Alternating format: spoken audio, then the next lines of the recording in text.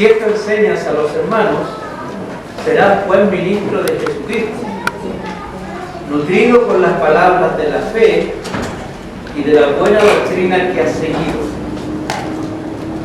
Desecha las fábulas profanas y de viejas. Ejercítate para la piedad, porque el ejercicio corporal para poco es provechoso, pero la piedad para todo aprovecha, pues tiene promesa de esta vida presente y de la venidera. Palabra fiel es esta y digna de ser recibida por todos, que por esto mismo trabajamos y sufrimos oprobios, porque esperamos en el Dios viviente, que es el Salvador de todos los hombres, mayormente de los que creen. Amén. El Señor añada bendición a su palabra. Y estamos en este mes viendo desde la Escritura la gracia del Señor manifiesta en las disciplinas espirituales. Hay otras denominaciones que a estos actos, que ya comenzamos a definir la semana pasada, los definen como vehículos de gracia. Es decir, actos que en términos muy profanos, por decirlo de alguna manera, logran sensibilidad en el corazón del Señor. Se les llama vehículos de gracia porque se les atribuye la propiedad de que haciéndolos el favor de Dios es más generoso. Pero nosotros preferimos llamarle disciplinas espirituales, porque de esa manera es como la Escritura lo presenta. No hay ninguna posibilidad de comprar el favor de Dios. Amén. Por eso se llama gracia, la bondad con la cual hemos sido bendecidos, porque es algo que sale generosa y gratuitamente de parte de Dios. Ahí en el libro de Hechos hay un hombre que se llamaba Simón, que un día pretendió con dinero comprar la gracia que habían recibido los apóstoles. No hay forma, no hay dinero, ni hay ejercicio espiritual que pueda comprar el favor de Dios. Pero así como estaba Simón el malo, también estaba Simón el bueno. Así que cuando nosotros entramos en este tema, descubrimos que orar, leer la Biblia, estudiar la Biblia, que comprende escudriñar, memorizar y practicar la Escritura. Entendemos como ejercicio espiritual congregarnos, adorar, alabar al Señor. Entendemos la caridad cristiana. Se llama caridad cristiana porque es caridad entre cristianos.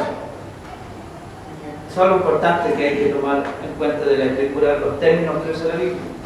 El ofrendar, el diezmar, permanecer en la comunión con los santos, mantener fraternidad y amistad espiritual, compartir con otros la fe, participar del bautismo, de la cena del Señor, etc. Otras prácticas también. Son parte de estos hábitos devocionales. Son los actos que dan testimonio de que somos diferentes. Hoy en el mundo hay una campaña que dice: todos estamos hechos de lo mismo. No sé si la han escuchado. Ese es el tenor que se está promoviendo. Estamos hechos de lo mismo. Y el lema es, que el Señor, me perdona porque lo voy a decir en el púlpito, pero el lema es: cierra tus ojos, abre tu alma. Eso lo vamos a estar escuchando permanentemente. Cierra tus ojos, abre tu alma. Muchos cristianos en esta época quisieran tomar también ese tipo de discurso, ¿no? Estamos todos hechos de lo mismo y somos todos iguales. Lo único que somos iguales, todos los hombres, es que somos pecadores. Eso es lo único en que somos iguales, todos los hombres. Y ahí también hay equidad. No hay uno más malo y otros menos malos. Todos somos pecadores y estamos destituidos de la gloria de Dios. Y los ejercicios espirituales que ha provisto el Señor para nosotros es justamente para mantener bajo control esta natural maldad que hay por causa del pecado en nosotros. Por eso que tenemos que leer insistentemente lo que la Escritura dice. Si esto enseñas a los hermanos, serás buen ministro. Si enseñamos desde los púlpitos estas disciplinas, el Señor dice a los que lideran en las iglesias, a los pastores, a los maestros, entonces sí están en mi voluntad. Entonces sí vas a ser un maestro conforme a mi llamado. Y es lo que he estado compartiendo desde la semana pasada. Y vamos a continuar. Ya vimos parte de la naturaleza de esta vida devocional.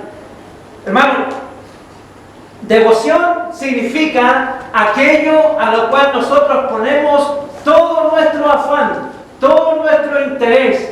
Es decir, en lo que nosotros más nos sentimos plenamente realizados, eso es devoción. Dedicarse, consagrarse, entregarse.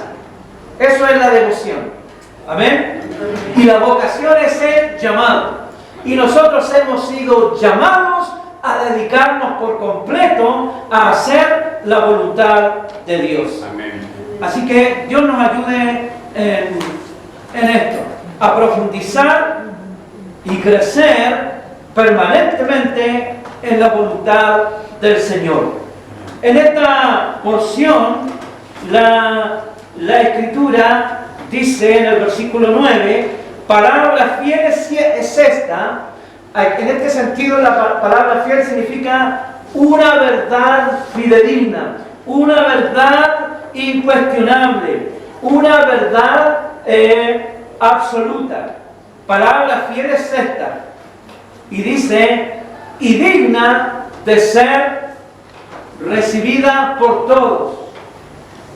El apóstol Pablo le dice a Timoteo, este tipo de enseñanza es lo que necesita la iglesia, es lo que necesita un cristiano que de verdad quiere vivir en la perfecta voluntad de Dios.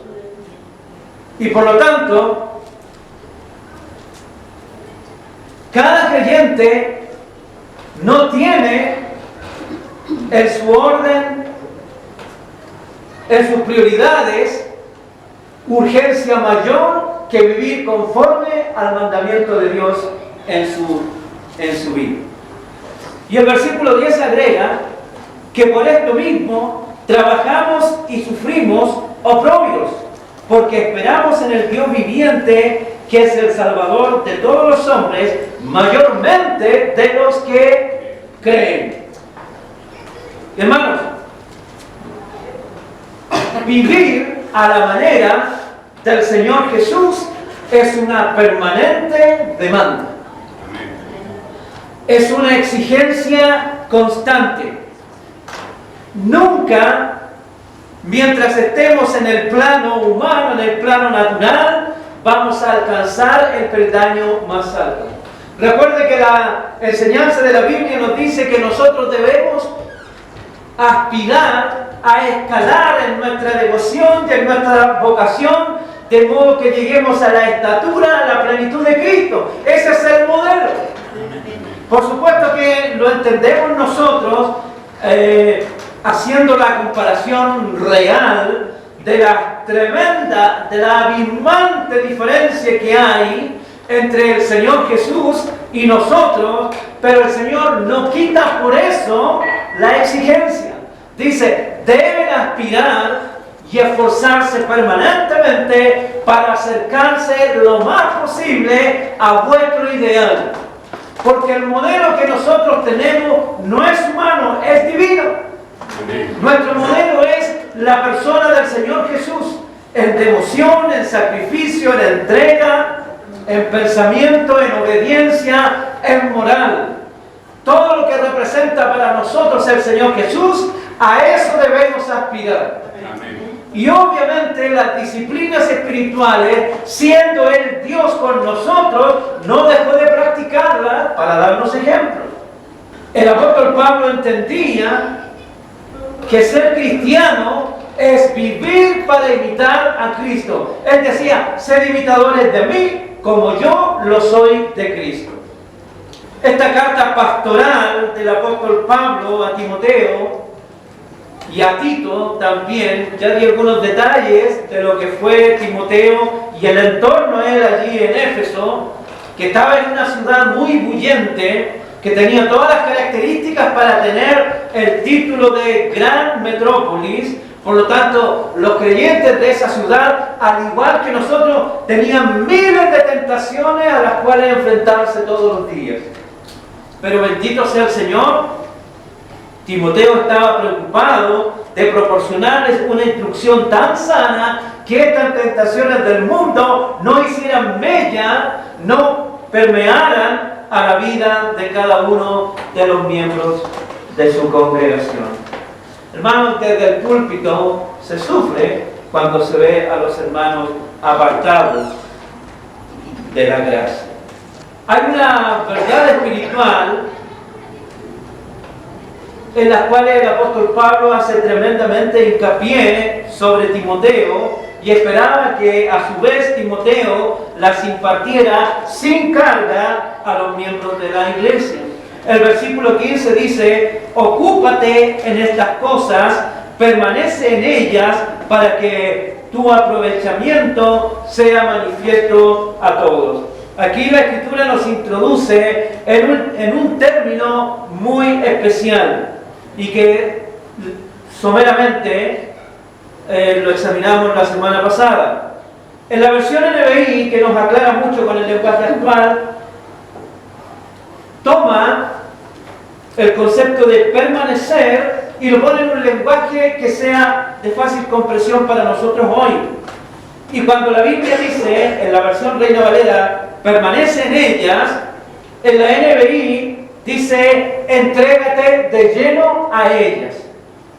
Y los ejercicios espirituales, estos hábitos de devoción, estos testimonios de cercanía con Dios, son una exigencia permanente. Son los actos a los cuales debemos dedicarnos con gran atención. Pablo usó el vocablo griego isti, que significa a lo que uno le da la vida, dedicado de lleno, completamente. Todo lo que es importante en la vida baja un peldaño para que la devoción a Dios ocupe en todo el primer lugar. Permanece en ellas, dedícate por completo. Es decir, que nada estorbe a la devoción.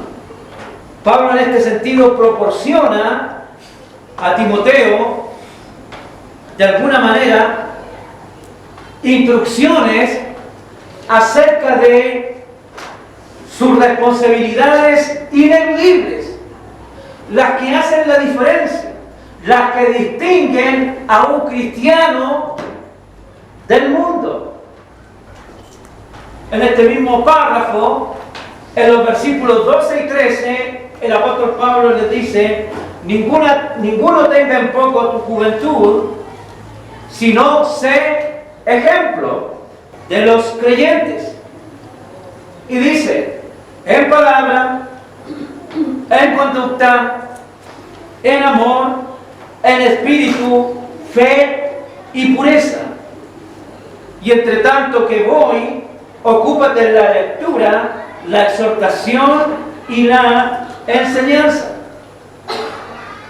Estas virtudes espirituales se sostienen en el tiempo gracias a los ejercicios espirituales. Ejercicios espirituales que enriquecen virtudes espirituales. Hermanos, todos nosotros podemos ser y llegar a ser tan brillantes como cualquiera de los héroes de la Biblia a los cuales nosotros admiramos. Y si aún no lo somos, es porque simplemente no estamos involucrados en los ejercicios como ellos los hacen, o como ellos los hacían, que eran de verdad en todo lo que habían sido llamados absolutamente consagrados, entregados, dedicados. Podemos admirar la sabiduría de Salomón en los Proverbios, pero él era sabio porque su corazón y su mente estaba lleno del mandamiento de Dios. Y esa fuente de sabiduría también nosotros la tenemos a la mano. Pero si no nos sumergimos permanentemente en la fuente de esta sabiduría, nunca la obtendremos. Nosotros tenemos el recurso de la oración y la Escritura dice que Elías oró para que lloviera y llovió. Oró para que dejara de llover y dejó de llover.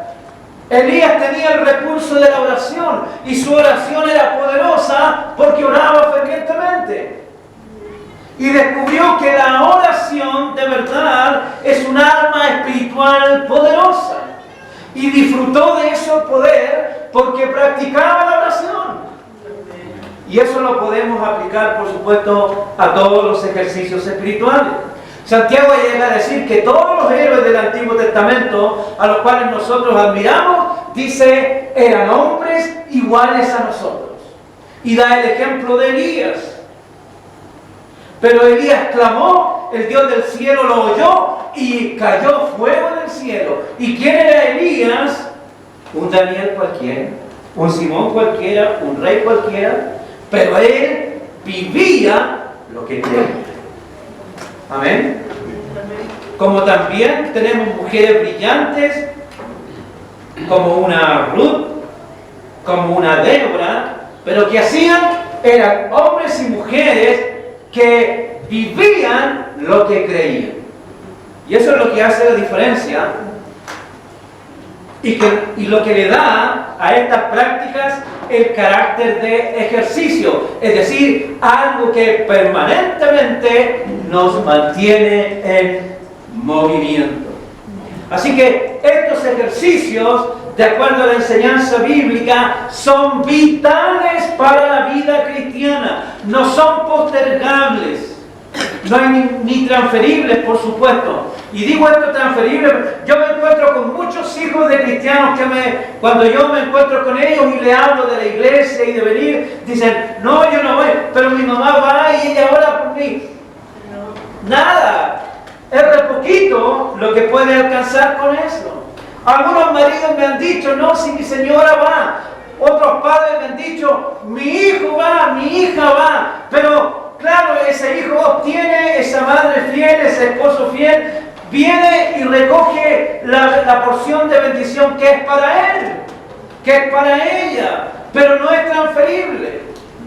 Por supuesto que reconocemos valor en la oración intercesora, pero Dios no hará nada en nadie que no quiera que Dios lo haga. Es así. A veces nosotros queremos pedir y pedimos equivocadamente que el Señor despierte vocación de manera violenta, violentando la voluntad de los que son nuestro objeto de interés, pero eso no va a pasar. Yo puedo pedir que el Señor proteja el camino de mis hijos y los libre del peligro, los libre de la delincuencia, etc. Y Dios tiene misericordia y me oirá. Pero no puedo pedirle, Señor, obliga a mi hijo, a mi esposa o a mi amigo oblígalo a que te reconozca como Señor. Eso no va a pasar. Entonces, Pablo le enseña estas verdades a Timoteo, que también nos las está enseñando a nosotros, porque el Espíritu Santo habló a través de él. Y nos desafía a entender que estos actos son los que realmente demuestran que nuestra vida es una vida cristiana. Cuando estamos en los mandamientos que la fe cristiana demanda. Sin ellos, en realidad, no hay vida cristiana. Nadie puede denominarse deportista porque cada domingo es fiel al CDF, ¿verdad? No. O porque está inscrito en un gimnasio pero no va nunca. O cuando va, solamente va a la parte del casino. Yo tengo amigos que están inscritos en un gimnasio y parece que solamente van al casino. Entonces, hay algo que debemos entender. Sin estos ejercicios no hay vida cristiana, porque la vida espiritual no se está desarrollando. No basta con pensar en Dios. Hay que vivir a la manera de Dios.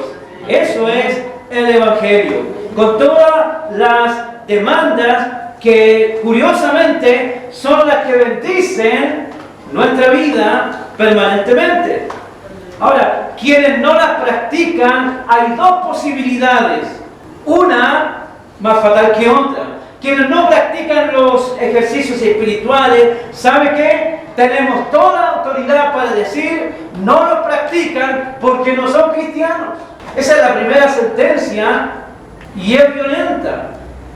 Pero obviamente los cristianos aman a Dios y atienden obedientemente a sus demandas. No podemos nosotros dibujar nuestra espiritualidad y nuestra vida cristiana a nuestra manera. Nosotros no podemos proponerle espiritualidad al Señor. Es como está aquí, en este libro. Esa es la norma vigente. No tiene enmienda, no ha sido reformada. No hay un decreto revocatorio. Es así y será hasta que Él venga. De esta manera, con esta devoción, con esta dedicación, con estas prácticas, es la vida cristiana. Amén. Amén. Gracias por su amén. Entonces Pablo expone que estos ejercicios son vitales para la vida cristiana. Sin ellos no hay vida cristiana. Quien no los practica, ¿cierto? Probablemente es que no sea cristiano, porque no vibra con lo que un cristiano vibraría. Vibrar en la oración, vibrar con la alabanza, vibrar con el servir, vibrar con escuchar su palabra, vibrar con compartir esta gracia maravillosa con otros, aportar para la obra del Señor y saber que cada granito de arena enriquece el plan de Dios para esta comunidad y etcétera, etcétera. Y la segunda opción me parece menos probable. Es que es imposible que hombres y mujeres completamente enamorados de Dios no quieran hacer su voluntad. No hay ninguna posibilidad de que aquel o aquella que entiende, que es capaz de poner en balanza con honestidad toda la gracia maravillosa con la cual hemos ser bendecidos y no vivir de manera agradecida. No basta con decirle al Señor, Padre amado, 1.000.000 de gracias por esta salvación y seguir viviendo como si nada. Nosotros sabemos que no hay ninguna posibilidad de responder, pero sin duda la obediencia a Dios es un acto que regocija el corazón del Señor.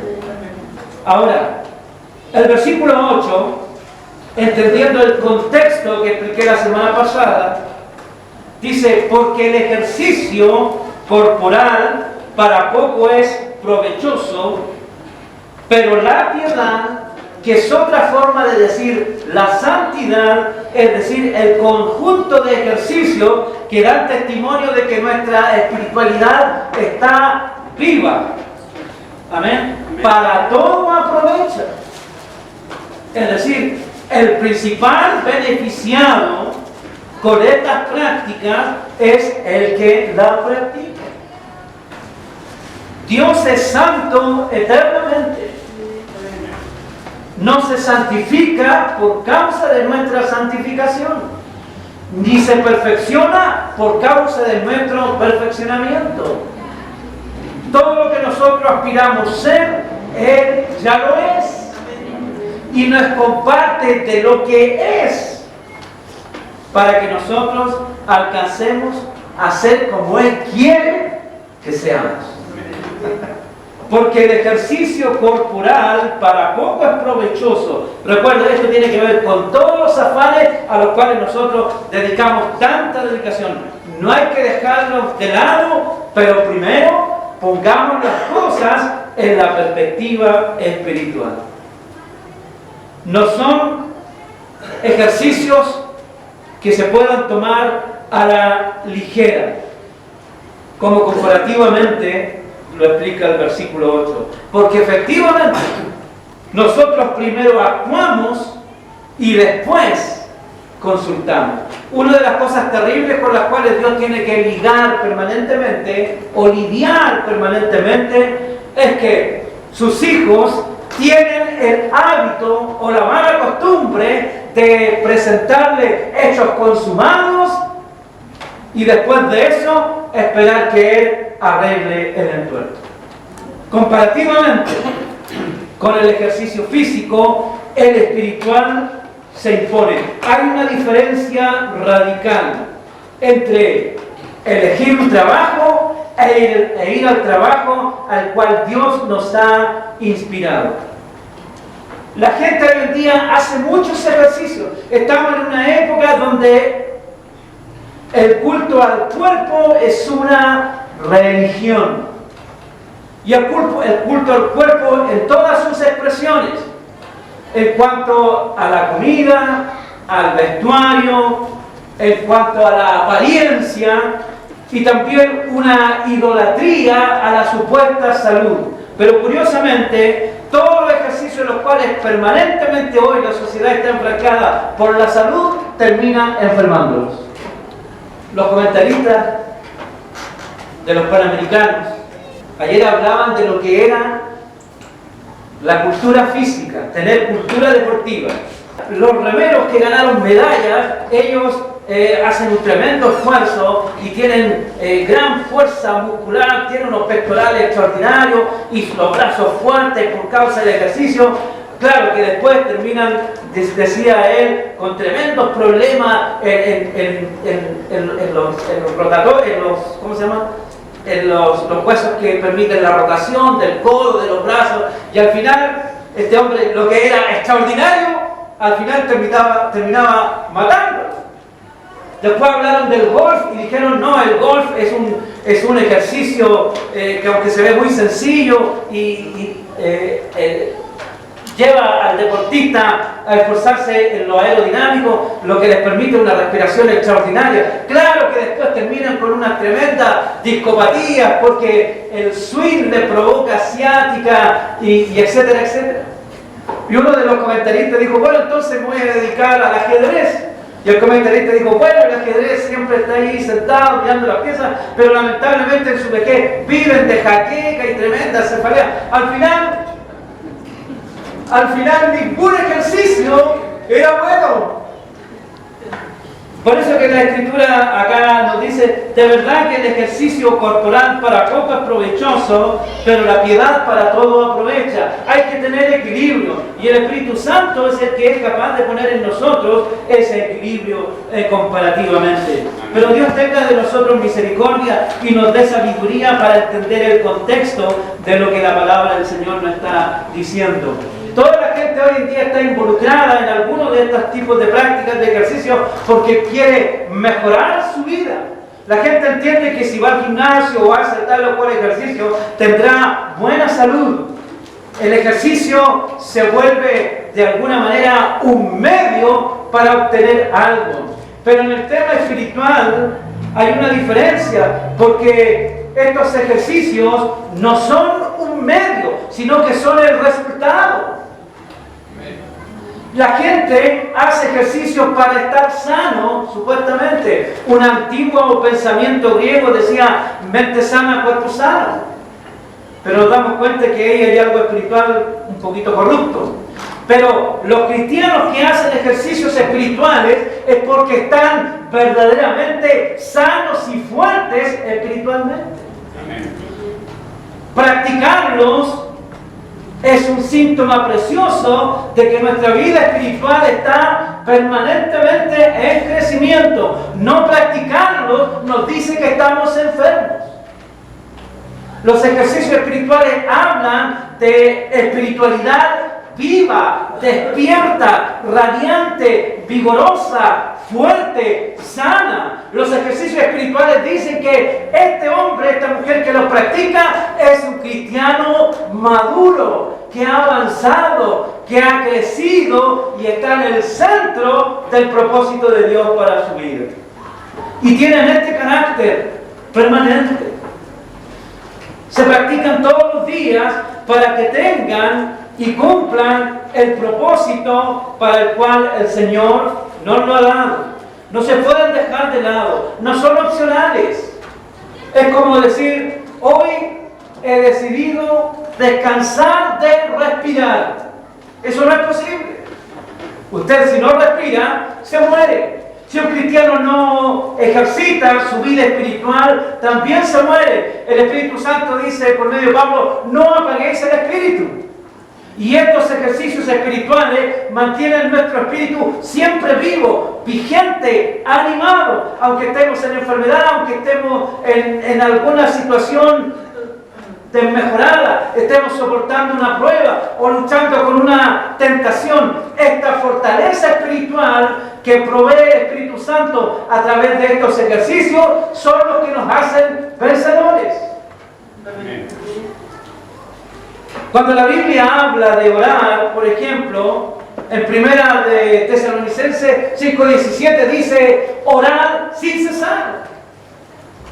Amén. Cuando la Biblia nos habla de lo importante, de lo necesario, de lo vital, de lo beneficioso que es estar permanentemente en la palabra, nos dice el Salmo 119, este poema acróstico extraordinario. El Salmo 119, versículo 97 dice, cuánto amo yo tu ley, todo el día medito en ella. Dedicado de lleno, Ishti, consagrado a la oración, consagrado al estudio de la palabra. La Escritura, cuando nos habla también de la alabanza, el libro por excelencia para estos consejos, el de los Salmos, en el capítulo 34, versículo 1, dice, bendeciré a Jehová, bendeciré al Señor, en todo tiempo mis labios le alabarán. Eso habla de una relación sana, de una relación estrecha, de una amistad real con Dios. Y nosotros, hermanos, somos hijos de Dios. Amén. Somos salvos por su gracia. Amén. Tenemos reservado un lugar celestial. Amén. Pero tenemos un título. La Escritura nos dice que hubo hombres en la antigüedad que caminaron con Dios y fueron llamados amigos de Dios. Amén. Y eso es algo extraordinario. Él nos ha puesto en el plano de sus íntimos. Por eso es tan importante el consejo del apóstol Pablo cuando le exigía a Timoteo en el versículo 7, ejercítate para la piedad. Es decir, trabaja permanentemente en tu santidad. Es lo que te hace diferente del mundo, que son las prácticas que realmente demuestran que tus propósitos, que tus aspiraciones y tus metas son diferentes a las que promueve, proclama, anuncia el mundo. La piedad, que es otra forma de decir santidad, cuando se obedece, es todo aquello que nos acerca a Dios. Pero cuando los ejercicios espirituales, cuando la piedad que es la otra forma de decir santidad, no se practica, es lo que nos aleja de Dios. Tiene esa connotación simple, sencilla, pero profunda. Cuando la practicamos, es aquello que nos acerca. Cuando la dejamos de lado, es aquello que nos distancia de Dios. El Señor dé comprensión y sabiduría espiritual a la iglesia. Estos mensajes son tan oportunos para este tiempo, porque el ejercicio corporal y la insistencia para poco es provechoso, pero la piedad para todo aprovecha, pues tiene, ponga atención, pues tiene promesa de esta vida presente y de la venidera. Palabra fiel es esta y digna de ser recibida por todos. Miren, hay al respecto algo que entender. Todos tenemos, de verdad, en nuestra realidad, innumerables tareas, deberes, responsabilidades, obligaciones que es necesario atender. Pero nada excusa, hermano, nada excusa dejar de lado nuestras obligaciones espirituales. Ageo, en el capítulo 1, versículo 9, nos proporciona este pensamiento a tomar en cuenta. Ageo 1:9 dice: buscáis mucho y halláis poco, y encerráis en casa, es decir, guardan, atesoran, ahorran, y soplo en ello. ¿Por qué? Dice Jehová de los ejércitos: por cuanto mi casa está desierta y cada uno de vosotros corre a su propia casa. Aquí está diciendo, no están debidamente en orden sus prioridades. Hay mucha preocupación por lo terrenal, siendo que nosotros aguardamos una promesa celestial. En la NBI lo explica así: ustedes esperan mucho, pero cosechan poco. Me hace recordar la predicación que nos hizo el hermano Daniel en el Salmo 127, ¿cierto? Si Jehová no edifica la casa, en vano trabajan los constructores. Aquí la semblanza es semejante. Toda la fuente de nuestra prosperidad descansa en las manos del Señor. Y desde allí viene toda nuestra riqueza. Pero tenemos la costumbre a desechar a la fuente natural y nos concentramos en las fuentes artificiales. Si nosotros tenemos trabajo, es porque el Señor nos ha provisto de trabajo. Si tenemos salud para hacerlo, Dios nos ha bendecido con salud. Nuestra primera responsabilidad es estar en comunión con la fuente de nuestra bendición y agradecer por los canales que Él usa para bendecirnos. Amén. Pero a veces es al contrario. Nos concentramos, hermanos, en el beneficio, descuidando al benefactor. ¿Entienden? Esperan mucho, pero cosechan poco. Lo que almacenan en su casa, yo lo disipo de un soplo. Dice acá Ageo. ¿Por qué? Porque mi casa está en ruinas, mientras ustedes solo se ocupan de la suya. Está hablando, teniendo en los cielos una bodega, un alfolí que está lleno de riqueza, me dejan siempre como segunda opción. En cuanto si vinieran primero a mí, yo abriría las ventanas de los cielos y derramaría bendiciones, como dice Malaquías, hasta que sobreabunde. Gracias al Señor por el trabajo, gracias al Señor por la medicina, gracias al Señor por tanta y otra cosa que en este plano nos beneficia, pero gracias porque Él las ha provisto. Amén. Amén. Dios nos ayude a entender eso de manera espiritual. Hebreos capítulo 10, versículo Hebreos 10:36 dice al respecto, ponga atención, ustedes, en NBI dice el escritor, ustedes necesitan perseverar, es decir, dedicarse de lleno, para que después de haber cumplido la voluntad de Dios, reciban lo que Él ha prometido. Esa es la fórmula. Buscar a Dios con toda devoción, entregarnos a Él en la magnitud de sus exigencias, y la retribución será siempre justa, digna y conforme a nuestra real necesidad. Santiago decía: pedís y no recibís porque pedís mal. Note la exclamación de Hebreo: necesitan perseverar en la voluntad del Señor, porque Él es la fuente de toda bendición. Todo lo que anhelamos, todo lo que aspiramos, todo lo que necesitamos está en los bolsillos del Señor.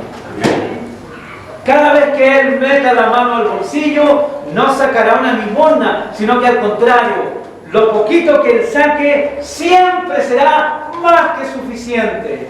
Amén. Alabado sea el Señor. Querido hermano, todos tenemos innumerables tareas, deberes, obligaciones. Hay que dedicarse a ellos, por supuesto, ser en todo responsables, pero atención, pero nada excusa que nosotros dejemos de lado nuestras obligaciones con el Señor. La práctica esporádica no genera el beneficio esperado. Era lo que nos enseñaba Ageo y que lo recalca también acá el libro de Hebreos. En el Antiguo Testamento, los voy a llevar a un párrafo difícil. En Deuteronomio capítulo 28 encontramos libre el carácter de Dios. ¿Y por qué Él opera de maneras que van en contra muchas veces de la forma como nosotros esperaríamos que Él obrara? En Deuteronomio capítulo 28 dice el versículo 15: pero debes saber que si no obedeces al Señor tu Dios, ni cumples fielmente todos sus mandamientos y preceptos que hoy te ordeno, vendrán sobre ti y te alcanzarán todas las maldiciones. Pero debes saber que si no obedeces al Señor, tu Dios, ni cumples fielmente todos sus mandamientos y preceptos que hoy te ordeno, vendrán sobre ti y te alcanzarán todas las maldiciones. Esta advertencia, por supuesto que suena tremendamente violenta. Y alguien podría decir: no estoy en condiciones de decir amén a ese versículo. Incluso podría despertar en nuestra mente expresiones atrevidas para con el Señor. Alguien podría decir: ¿tan malo es Dios?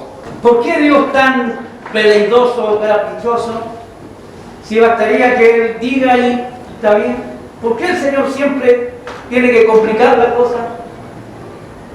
¿Por qué no dice como Merlín, happy poco tu happy y listo? Porque Dios no es nuestra hada madrina, hermanos. Es nuestro Dios. Y ahí hay algo que entender. No basta con un abracadabra del cielo y se abre el mar rojo. Era un pueblo al que el Señor le ordenó caminar, y cuando caminó, Dios se manifestó. Ellos obedecieron y Dios actuó. Ahora, ¿es Dios malo, veleidoso, es caprichoso? El propio versículo explica por qué Dios habla y actúa así.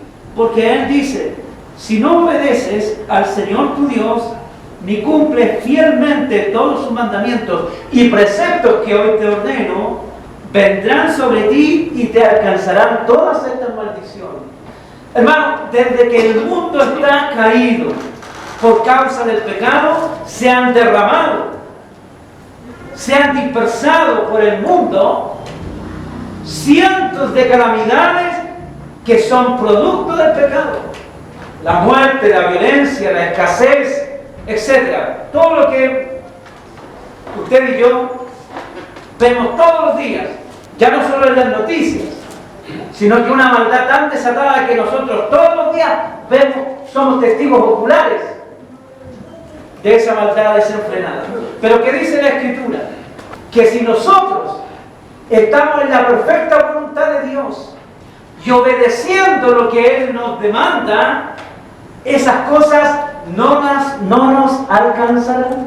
Dice, el mundo está lleno de maldad, hay violencia, hay cosas que son maldición, la violencia, los vicios, en todas sus manifestaciones. Pero cuando estén en mi voluntad, esas cosas no las alcanzarán. Porque la mano de Dios sobre nosotros las detiene. Porque esa es su promesa, ese es su compromiso. Cuando nosotros permanecemos en la esfera de Dios, estamos bajo la protección de Dios y Él está comprometido con nuestro bien y con nuestra salvación. Cuando estábamos en primera de Timoteo, el Señor nos aclaraba que estos ejercicios tienen un provecho para esta vida, el versículo 8, y también para la venidera. ¿Qué significa esto entonces? De que al estar en la perfecta voluntad de Dios, estas maldiciones no nos van a alcanzar, porque la mano del Señor detiene lo que ya está derramado en el mundo. En televisión, y no me juzguen, yo soy bueno para el cine y para la ley, pero no descuido mis deberes espirituales. ¿Pero por qué? Porque hay que saber qué es lo que está pasando.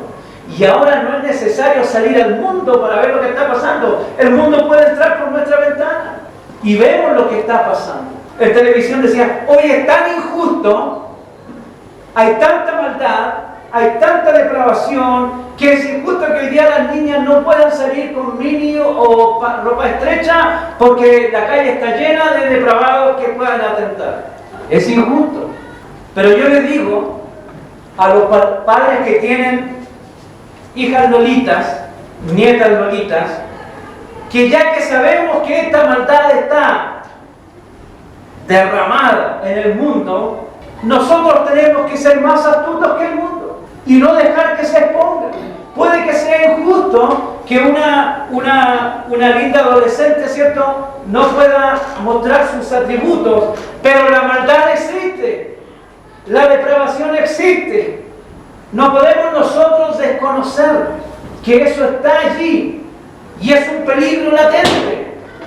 No porque sea injusto tenemos que entregarnos al ideal. Debemos ser precavidos. Ojalá si no fuera.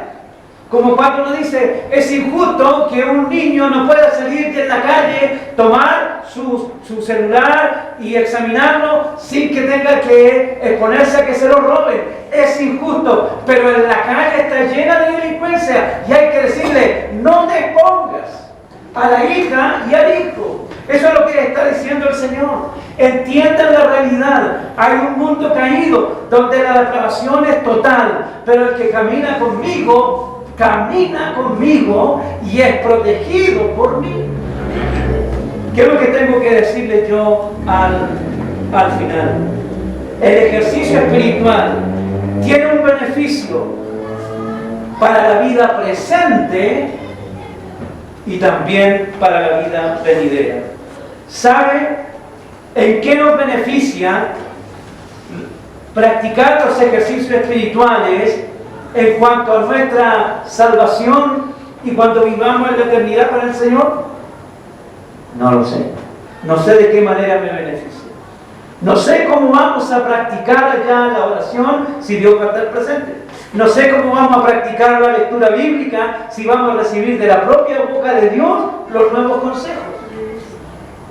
No sé si Él va a necesitar que yo cante, si voy a tener al frente el coro celestial maravilloso, el mismo que cantó el Gloria a Dios en las alturas en Belén, va a estar todos los días a la hora del culto. No lo sé, pero sí sé en qué me beneficia, hermano, en la vida presente. Y quiero que usted se lo lleve en su corazón. En el Salmo 91 dice así: el que habita el abrigo del Altísimo morará bajo la sombra del Omnipotente. Diré yo a Jehová, esperanza mía y castillo mío, mi Dios en quien confiaré. Él te librará del lazo del cazador, de la peste destructora. Con sus plumas te cubrirá y debajo de sus alas estarás seguro. Escudo y adarga es su verdad. No temerás el terror nocturno, ni flecha que vuele de día, ni pestilencia que ande en la oscuridad, ni mortandad que en medio del día destruya. Caerán a tu lado 1000 y 10.000 a tu diestra, mas a ti no llegará. Ciertamente con tus ojos mirarás y verás la recompensa de los impíos. Porque has puesto a Jehová, que es mi esperanza, al Altísimo por tu habitación. No te sobrevendrá mal alguno, ni plaga tocará tu morada. Pues a sus ángeles mandará acerca de ti, que te guarden en todos tus caminos. En las manos te llevarán para que tu pie no tropiece en piedra. Sobre el león y la serpiente pisarás. Pisarás al cachorro del león y del dragón. Por cuanto en mí ha puesto su amor, yo también lo libraré. Lo pondré en alto, por cuanto ha conocido mi nombre. Me invocará y yo le responderé. Con él estaré, yo en la angustia lo libraré y le glorificaré. 15 versículos que nos hablan de todas las promesas, de toda la cobertura que el Señor nos da en esta vida mientras estamos en sus mandamientos. Pero un solo versículo hacia lo que va a ser la vida eterna. Lo saciaré de larga vida y le mostraré mi salvación.